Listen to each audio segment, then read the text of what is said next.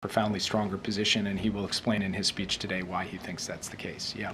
Can you talk at all about this unified U.S. approach between your administration and the incoming?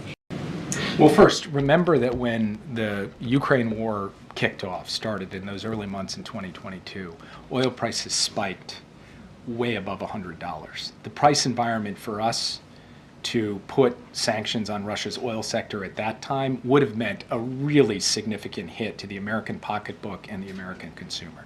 The price environment today is profoundly different. You said spiked. Actually, oil prices today are significantly lower than they have been over an average in the past few years.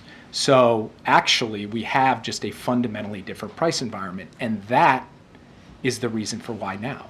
Because President Biden was not going to impose sanctions on Russia's oil sector if it meant an undue burden on American working families. He does not believe that the action he took places such an undue burden on them, and he believes, as you project out over the course of 2025 on supply and demand, that the oil market is very well supplied, that oil prices will stabilize in a place that does not impose undue burdens on American consumers, and that on the one hand, we can hit Putin's pocketbook without, on the other hand, taking too big a whack out of the American people's pocketbook. That was not an opportunity available to us 1 year ago. The other point that I would make is that the new team is setting up for a negotiation. And in a negotiation, you need leverage. And part of that leverage has to come from the kind of economic pressure that makes Putin see he's going to continue to pay a significant price economically. And so this is also in service of an effective diplomatic outcome that will produce a just and sustainable peace for Ukraine.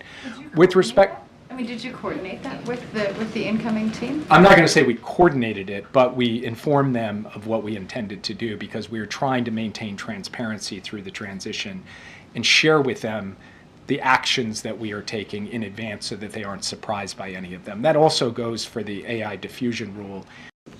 Two questions. First, can I go back to something Josh asked at the outset, which is